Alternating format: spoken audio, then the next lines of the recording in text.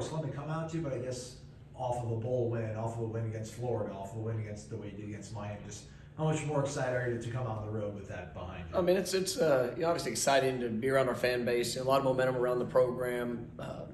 Coming off of a 10-win season, there's a great group of players that are coming back that have been able to attract a really good group of newcomers. Kind of just to be able to share some of the steps that have been taken. Some of the experiences that we've had to go through. It's good to see those positive things they're in place, and then you get around the fan base. There is a lot of excitement around our program, and so to have these events and you just be able to be able to have those interactions. It's definitely a good feeling here in February to kind of get all that kicked off.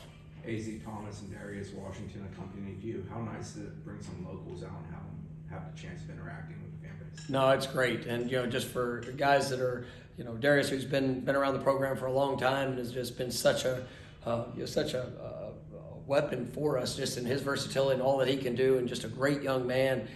He's done so many good things, and to be able to bring him back home and to be able to share a little bit about those experiences and just mix and mingle with different boosters and different opportunities to relationship build and you'll be able to kind of share his story. And then Azaria, who's here at the front end of his career, man, just has already been able to do some really good things as a true freshman.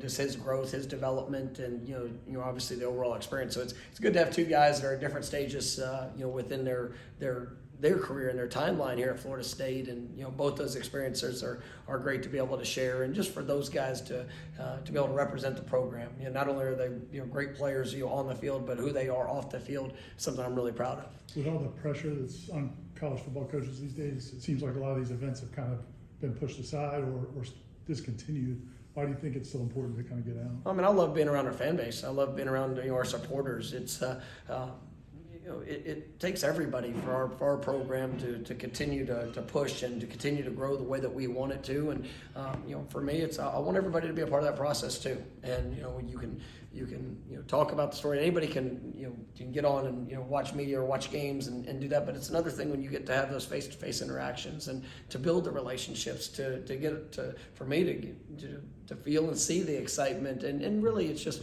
what our program means to so many. And that's one of the things that's great about having players here is they come back into their home area, but they're going to meet new people. They're going to get a chance to see people that are supporting them that they might not have that previous relationship with. And I think it's always important to understand who you represent and just what our program means to others and the responsibility that we have. So this is something I take a great deal of pride in, and I enjoy being able to get out in the community and to be able to have events like this just to share a little bit more in depth of what we're doing and some of the steps that are going on within the program. Do you get an opportunity to develop your recruiting base a little bit more by coming into an area? I think this is probably not as much recruiting focused as it is just an opportunity to build relationships. And I want people to speak victory over our program. And if it means that people within a community are going to get to know a little bit more about the process of what we're doing and how we're doing it, and if that means more people around Pensacola talking about the great things that are happening at Florida State and some of the processes that go behind that, and really just a sense of the culture, that's a good thing for us. And it's because it's going to stretch into the into the community, into the high schools, and into around those families. And I think that's a good message to always be able to share. But this isn't as much of a recruiting focus as it is just a relationship building and kind of the investment into that. Having guys coming back, and I know building a culture, and you really had to do a lot of building of a culture when you took over here, but what does that say about the process of the culture, and how does that all fit into the culture that you're trying to build that so many guys have decided? Yeah, I mean, it just shows how much our guys care. And these guys had opportunities to go and start their professional career, but they believe in who they get to be a part of this program with. They believe in the players, they believe in the coaches. They know that they're going to continue to get developed and get pushed, and that's one of the things that gives me a great deal of pride, but it's also a great deal of excitement because they know it's hard, and we push, and these guys embrace that that process for their own growth, but also they want to do something special with these guys that they're in that locker room with, and with some guys that I wasn't. If you'd asked me throughout the season if I thought they would be coming back, I mean, I knew the opportunities they would have ahead, but they really enjoy being a part of this program. They really enjoy who they get to do it with, and when you talk to them, it's just that expectation of improvement, that expectation of growth, and that's all that I can ask of them. Right? There's not, for each of them individually, collectively as a team, that's what I want to see. I want to see us to continue to get better on the path that we're on, and if we do that and we show up and we work the way that I know our guys are capable of working, you continue to build upon the culture that we have established. I mean, I've got a lot of confidence in what we'll be able to do, but it does speak wonders to who those guys are and how much this program means to them, and just how much they enjoy being a part of it. You guys have been pretty successful with integrating NIL into the student athlete experience. I know it's gone to the Florida legislature to change things, the way things are done in the state of Florida. How will that benefit? Will it be a benefit? What do you see as the biggest upshot to allowing schools to kind of coordinate together? I mean, I know a lot of our players, and a majority of our players have benefited from NIL, and that's when you're part of a program like Florida State. I mean, just the great fan base, obviously the brand, the exposure that they get, it does open up a lot of doors for these players, and they've been able to capitalize on those opportunities, and now with the steps in legislature that are taking place, I think that's going to probably allow a little bit more openness, just with at least be able to have some discussions that previously weren't that we weren't able to have, or didn't have those opportunities. So probably not going to change a ton, but I think as everything progresses, it's good to see progression, and but I'm sure that'll get a little bit further along once we get a full understanding of all the things that are there, because you still have your NCAA rules and regulations, but just within our own state, being able to have that openness, I think is going to be good. First time, Go ahead. go ahead. Yeah, you're good. First time we've talked to you since you got a contract extension. Negotiations, conversations with the university and the athletic department, just how did that go for you?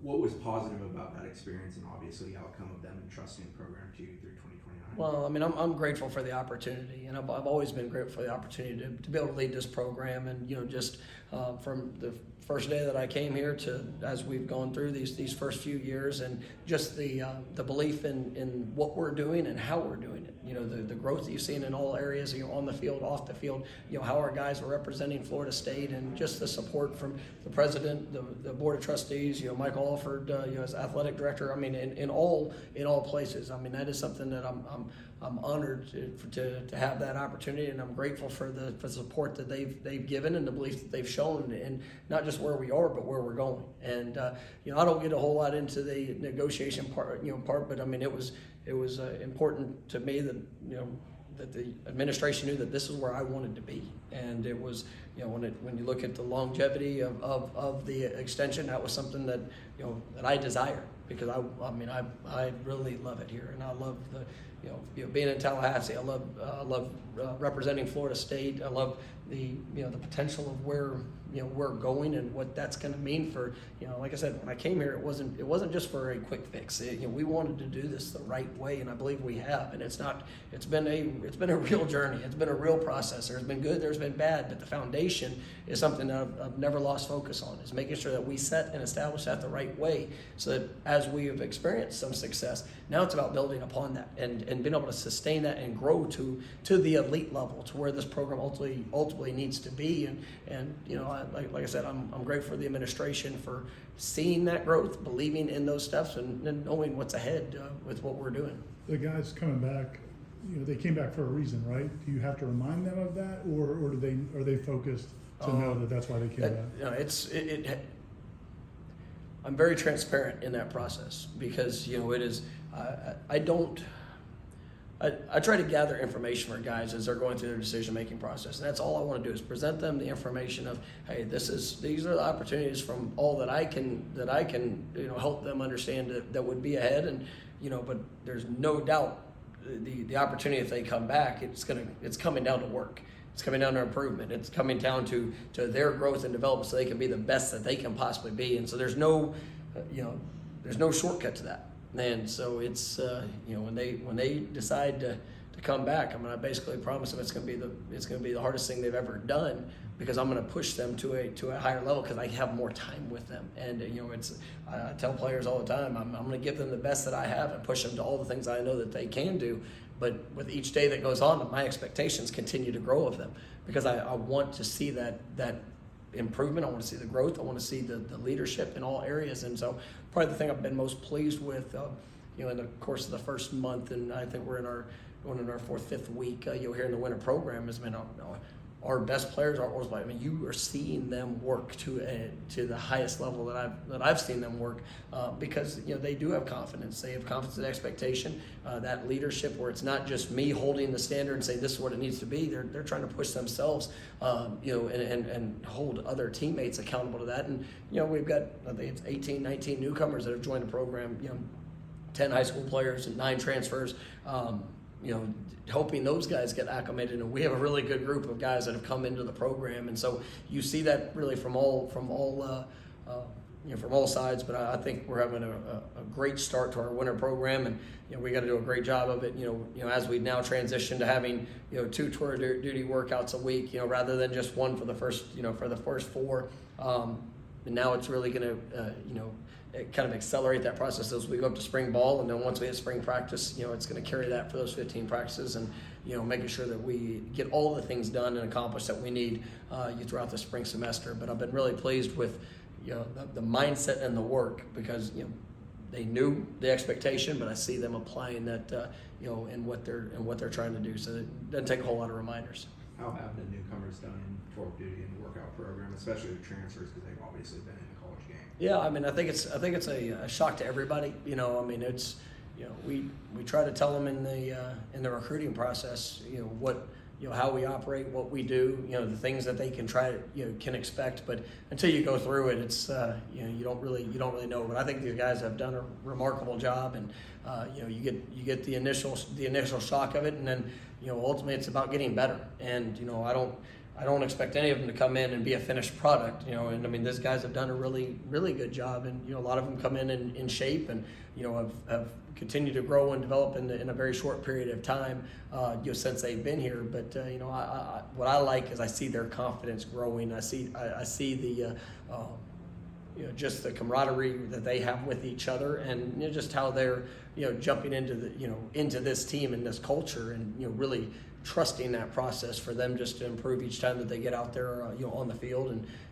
we need tomorrow morning, we'll be out there 6 o'clock in the morning, and we need that to be the best one yet. And I think our guys are understanding that expectation as each day that goes by. When you were in college, did you have anything like this at Central Arkansas? Not we had workouts, but nothing like this. And it was really when I got into my I might have said this before, but when I got into my Division I coaching, I was actually working under Coach Todd Graham, and Coach Graham used to be the high school head coach at Allen High School, and he actually brought his staff to Florida State and spent a week watching mat drills, and that's where he took with Coach Andrews and Coach Gladden, all that group. He brought that mat drill circuit basically to Allen High School, and whenever he got into the college game, that's what we did. So we've adjusted a few things just throughout the years to fit the things that we do, and but it is, we brought it back home because that's where it was so very successful for all those years, and just building that mentality, that toughness. And it's one of my favorite things. Coach Andrews has an open invitation. Him, Coach Gladden, and they've come out to a handful of them so far, and they're looking for those same things. They're looking for those steady improvements in efficiency and how we move, the discipline of what we operate. And so you always love when those guys come out and get their perspective. You had the 3 junior days in January. Did you see a different level of interest from different level of prospects, and also relationship-wise? You guys obviously have a lot more time built up with kids now than you ever have at this program. Yeah. Are you seeing returns on that? I believe so, and it's really twofold. Yes, obviously there's a lot of excitement around the program. Kids, they're wanting to get on campus. But on the flip side of it, we've actually, now this is the first full cycle where we were able to get out, and a lot of these guys that are going into their senior years, we were able to be on campus right during their junior year. And so they were able to see our coaches, you know, as coaches were coming by, or we started the recruiting process a little earlier. You know, with COVID, that the previous year, you know, a lot of those times that we're stepping on campus were our first time as, you know, with guys being at Florida State. So it's totally, like, this is a first full cycle for us where, you know, you see basically from somebody's junior year to going into their senior year, and now, you know, because they know. I mean, when they're out of workout and it's in January and you've got a coach coming in and you start to familiarize yourself with the school, the person, you know, and building those relationships throughout. Now getting on campus and having that full experience. A lot of these guys came to games during the fall, and so it's a fun part of the process for us because, you know, you really, you know, whether it's relationships with high school coaches, you know, getting these, you know, kids throughout their high school careers, and just, you know, just the excitement around the program of what, you know, things that were talked about earlier. Now they're seeing them play out. So, you know, we've had a really good group of guys that have been on campus in December and January, and, you know, obviously that's going to, you know, carry over. It's going to be big for us in March all the way through spring ball. So we're looking forward to that.